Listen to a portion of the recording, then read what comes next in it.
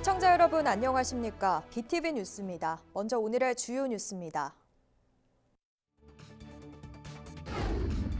정부가 행정통합을 선택한 시도에 4년간 20조 원의 재정을 지원하는 등의 인센티브안을 발표했습니다. 이에 대해 김태흠 충남도지사는 실망스럽다며 기존에 제시한 행정통합특별법 원안을 촉구했습니다. 세종시가 내년에 열릴 한글 국제 비엔날레를 앞두고 세종중앙공원에 오는 10월 목표로 세계 유일의 한글 미술관 개관을 준비 중입니다. 아울러 한글 문화단지 조성 사업도 본격 추진됩니다. 세종시 사랑의 온도탑이 시민들의 온정에 힘입어 모금 캠페인 종료를 보름가량 앞둔 15일 기준으로 100도를 넘어섰습니다. 충남대전 통합 논의가 급물살을 타고 있는 가운데 정부가 행정통합을 선택한 시도에게 파격적인 혜택을 지원하겠다고 밝혔습니다. 재정적 지원은 물론 서울시에 준하는 지위 부여와 공공기관 우선 이전 등이 포함됐습니다. 보도에 김장섭 기자입니다. 정부가 광역지방정부 간 행정통합 시에 부여되는 혜택을 발표했습니다. 가장 눈에 띄는 건 재정 지원입니다.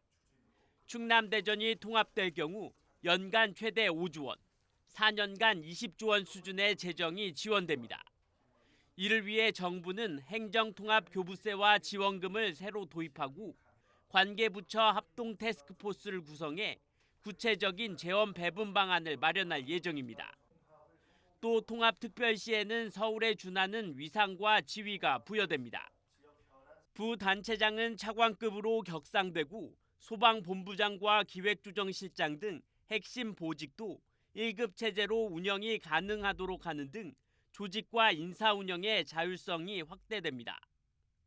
내년 추진 예정인 2차 공공기관 이전에서는 통합특별시 지역을 우대하고 통합지역 내 국가소속 특별지방행정기관의 업무도 이관할 계획입니다. 산업 활성화 대책도 포함됐습니다. 기업 유치를 위해 고용보조금과 교육훈련비를 지원하고 토지 임대료와 지방세 감면, 각종 인허가 절차 간소화 등도 함께 추진됩니다. 김민석 총리는 대한민국이 재도약하기 위해서는 지역이 강해져야 한다며 행정통합이 지방주도 성장을 이끌 핵심 수단이라고 강조했습니다. 행정통합은 단순히 지도를 다시 그리는 일이 아닙니다. 생활권과 경제권을 하나로 묶고 교통과 산업, 복지와 안전을 함께 설계하는 일입니다. 이를 통해 통합된 지역이 국가 발전의 한 축으로 도약할 것입니다. 이번 인센티브 발표로 충남대전 행정통합 논의가 한층 힘을 받게 될 수 있을지 주목됩니다. BTV 뉴스 김장섭입니다. 이런 가운데 김태흠 충남도지사는 정부의 광역지방정부 행정통합 인센티브안에 대해 강한 실망감을 나타냈습니다. 김 지사는 16일 도청에서 기자회견을 열고 정부안이 충남과 대전이 요구한 권한과 재정 특례 조항과는 결이 다르고 미흡하다고 비판했습니다. 특히 한시적 재정 지원과 국세 의향 미반영 등을 두고 사탕 발림에 불과하다고 지적했습니다. 김 지사는 이어 이재명 대통령에게 기존에 제시한 행정통합 특별법 원안을 숙고해 결단을 내려줄 것을 촉구했습니다. 재정 지원의 경우 우리는 양도세, 법인세, 부가가치세 이항을 포함한 약 8조 8천억 원을 매년 요구를 했으나 이에 한참 미치지 못합니다. 그리고 전면적 세제 개편을 법제화 없이 4년간 한시적으로 지원하는 것은 중장기적인 통합시 운영에 어려움을 겪게 할 것입니다.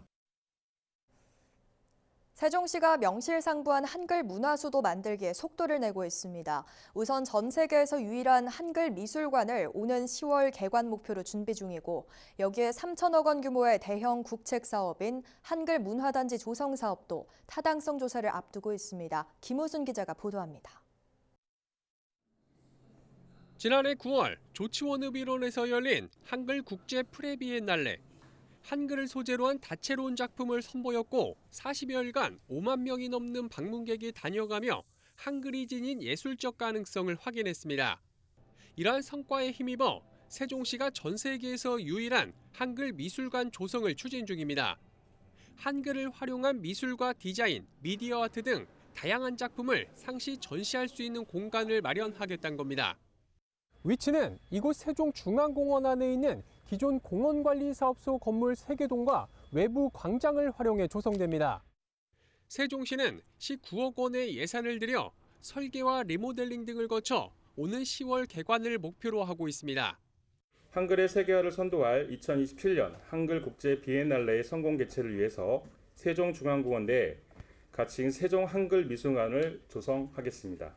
한글 비엔날레 전시 공간으로 활용하여 한글의 세계화, 산업화의 핵심 거점 공간으로 육성하겠습니다. 한글문화단지 조성 사업도 본격화됩니다. 올해 정부 예산안에 포함된 3억 원의 사업비를 들여 타당성 조사 용역에 착수할 예정입니다. 3천억 원 이상 투입되는 대규모 사업으로 용역을 통해 구체적인 입지와 사업 규모 등이 판가름나게 됩니다. 장소적인 측면이 지역 경제 활성화라든지 아니면 어떤 집적 효과가 이룰 수 있는 공간에 이들이 건설될 수 있도록 저 시하고 행복청이 같이 노력할 예정입니다. 타당성 조사가 이제 시작되는 만큼 아마 여러 가지 부지를 검토할 예정이고요.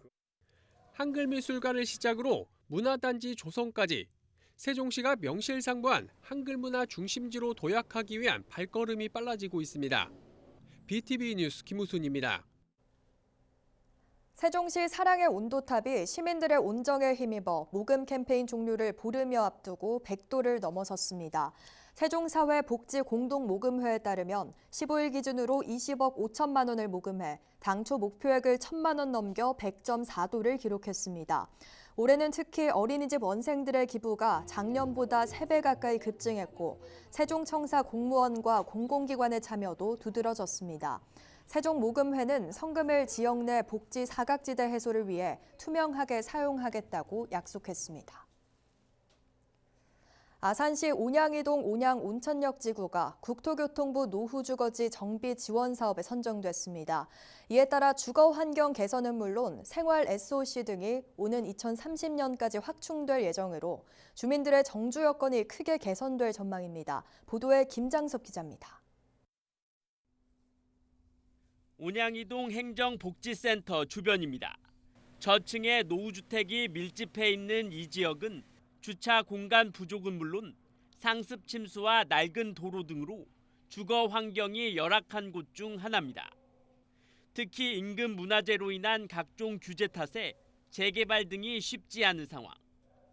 이런 가운데 온양이동 일대가 국토부 주관 노후주거지 정비지원 사업에 최종 선정됐습니다.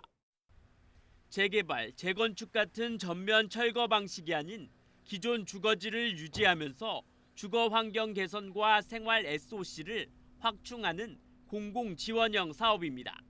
이번 사업으로 온양이동 행정복지센터가 새롭게 건립되고 도담 어린이공원은 리모델링과 함께 지하 주차장이 들어설 예정입니다. 또 노후 골목길이 정비되고 빈집을 활용한 주차장 조성과 자력 개발이 어려운 주택에 대한 집 수리도 지원됩니다. 이와 함께 도시계획도로가 추가로 확보되며 온천동 도시침수 대응 사업도 병행 추진될 예정입니다. 사업 면적은 약 9만 6천여 제곱미터로 모두 606억 원이 투입됩니다. 노후 주거지 정비 지원 사업을 통해 온양이동 주민들의 삶의 질을 높이고 노후주택 정비와 생활 인프라 현대화를 통해 보다 안전하고 편리한 정주 환경을 조성해 나가겠습니다. 아산시는 올해 온양온천역 지구 지구단위 계획 수립을 시작으로 오는 2030년까지 연차적으로 사업을 추진할 계획입니다. BTV 뉴스 김장섭입니다.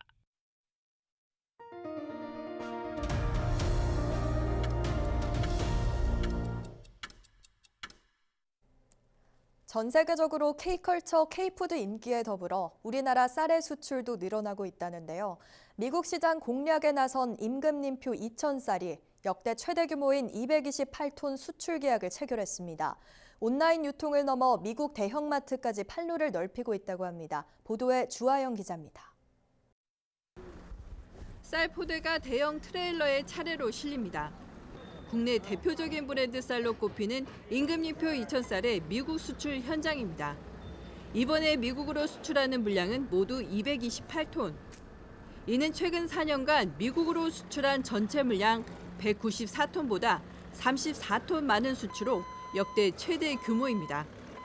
이번 수출은 지난해 아마존 입점을 계기로 미국 내 인지도가 높아진 데 따른 성과입니다. 대미무역 전문 회사와의 계약을 통해 미국 전역 대형마트 유통망으로 공급될 예정입니다. 교민들 시작으로 엄청난 그 반응을 지금 일으키고 있습니다. 그 이천쌀을 앞으로도 더욱 그 미국에 대대적으로 마케팅을 해서 이천쌀은 K컬처 확산과 함께 프리미엄 쌀 시장에서 품질 경쟁력을 인정받으며 다양한 인종과 세대로 소비층을 넓히고 있습니다. 특히 쌀은 알레르기를 유발하는 글루텐이 없어 밀가루 대체 식품으로도 주목받고 있습니다. 이천쌀 미국 수출을 계기로 미국은 물론이고 우리가 글로벌 쌀 시장 공략에 박차를 가하고자 합니다. 이천시는 이번 성과를 미국 대형마트 체인 유통망을 확보했다는 점에서 글로벌 유통 기준을 충족한 사례로 보고 있습니다. 앞으로 온라인 판매 채널을 확대하고 현지 맞춤형 마케팅을 통해 해외 시장 공략에 속도를 낼 계획입니다. BTV 뉴스 주아영입니다. 이처럼 최근 K푸드 열풍을 타고 이천쌀의 미국 수출이 늘고 있는데요. 이천쌀을 이용한 가공식품도 성장세가 보이면서 새로운 판도가 되고 있습니다. 쌀 소비 감소 위기 속에서 새로운 활로를 찾는 현장을 주아영 기자가 계속해서 전해드립니다. 먹음직스럽게 놓인 베이글과 치아바타, 그리고 시원한 식혜까지 모두 우리 쌀, 그중에서도 이천쌀을 주 원료로 만든 제품입니다. 매장에 내놓기가 무섭게 팔려나가는 탓에 진열대가 비어있기 일쑤입니다.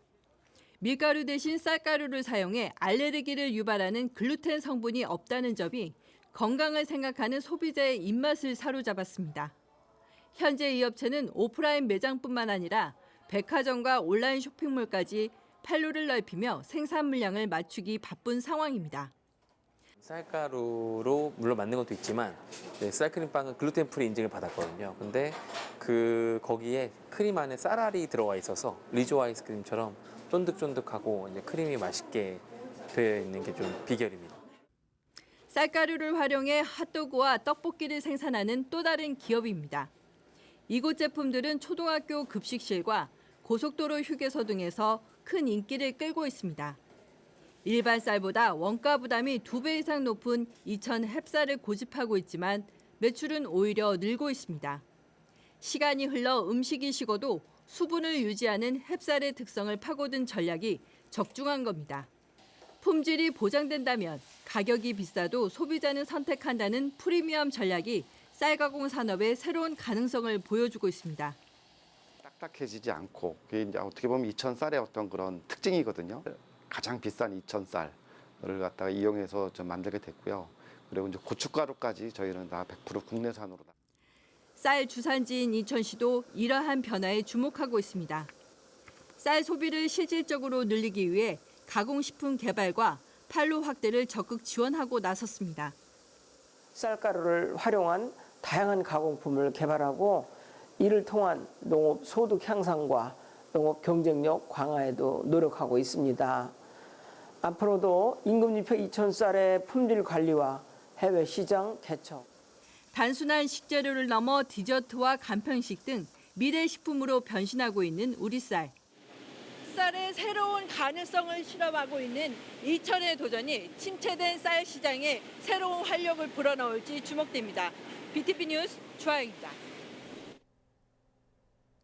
겨울철 산행을 즐기는 등산객들이 늘어나고 있습니다. 겨울산만이 주는 매력을 즐기기 위해서인데요. 그런데 안전수칙을 지키지 않아 크게 다치는 경우도 많습니다. 강화도 만이산에서 사고가 발생하는 등 사고가 끊이지 않고 있습니다. 구혜희 기자가 보도합니다. 등산객이 들것에 실린 채 소방 헬기로 구조됩니다. 지난 1일 오전 11시 40분쯤 강화군 만이산 정상에서 하산하던 60대 등산객이 무릎 이상으로 구조를 요청한 겁니다. 겨울산의 매력에 빠져 산을 찾는 등산객들이 많이 늘어나면서 안전사고에 대한 위험도 커지고 있습니다. 겨울은 미끄러지는 거 주의해야 되겠죠. 그래서 신발도 좀 잘 신어야 되고 안에 보이지 않게 내복도 입고 그래요. 온도 체온 관리를 위해서. 한번 낙상한 적이 있어가지고 그 다음부터는 좀 미끄럽다 생각하면 아예 안 나와요. 미끄러졌죠. 그냥 미끄러져가지고 넘어지는데 손 짚혀갖고 여기 손목 그래가지고 수술하는 게 있어가지고. 겨울 산행은 추위와 안전을 동시에 고려해야 합니다. 저도 겨울산 등산을 해보기 위해 가까운 산에 나왔는데요. 이 고도가 높아질수록 기온이 급격하게 하락하기 때문에 이렇게 장갑도 착용하고 목도 따뜻하게 보호했습니다. 특히 몸을 지탱해주는 등산 스틱과 미끄럼을 방지하는 아이젠은 필수입니다. 이렇게 장비를 갖췄다 해도 사고는 순식간에 일어납니다. 인천 지역에서 3년간 발생한 산악사고를 살펴봤습니다. 소방에서 출동하는 건수는 매년 200~300건에 달하고 구조도 한 해에 100건은 가뿐히 넘습니다. 지난 3년간 산악사고로 크고 작은 부상을 입은 등산객만 123명에 달합니다. 소방당국은 겨울철에 발생하는 산악사고의 부상 정도가 특히 심각한 수준이라고 말합니다. 미끄러짐, 추락사고, 저체온증으로 인한 사고, 폭설이나 안개, 일몰후 산행으로 인한 조난, 장비 관련 사고, 기상 악화로 인한 사고 등이 있습니다. 개인 안전 장비와 체온 유지에 신경 써야 하고 본인 체력을 고려한 등산 코스를 선택하는 것이 중요합니다. 해가 지기 전인 오후 4시 이전에 반드시 하산하는 것이 중요합니다.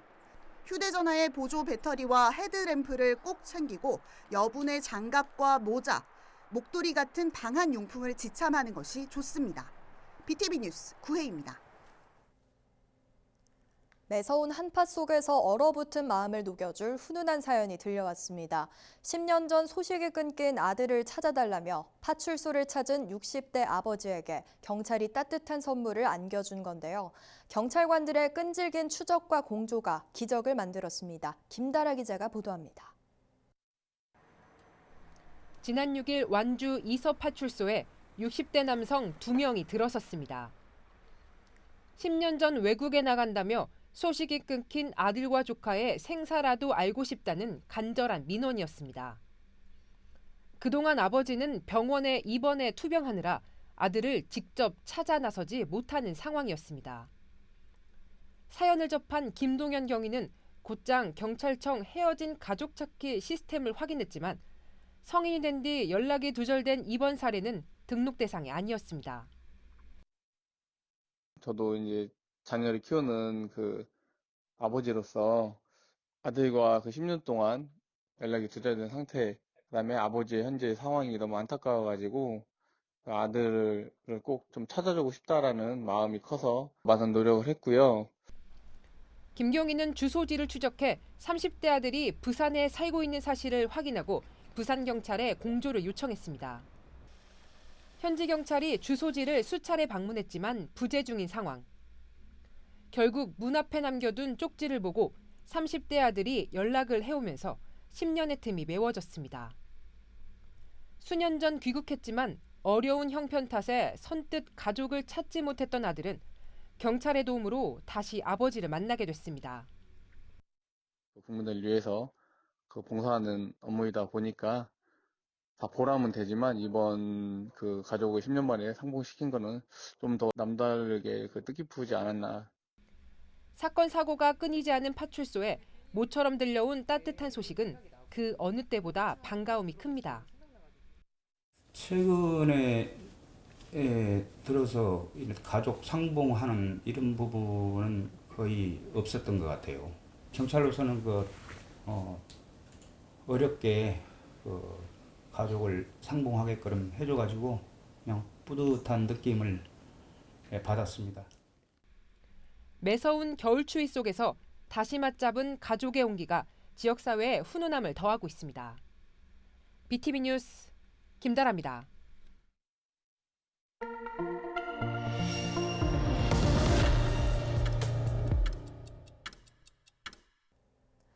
BTV 뉴스는 아래 QR과 URL을 통해 지역 채널 뉴스 홈페이지에서도 시청이 가능합니다. 시청자 여러분의 많은 관심 바랍니다. 이상으로 BTV 뉴스를 마칩니다. 시청자에게 힘이 되는 뉴스로 다시 찾아뵙겠습니다. 시청해주신 여러분 고맙습니다. 채널 BTV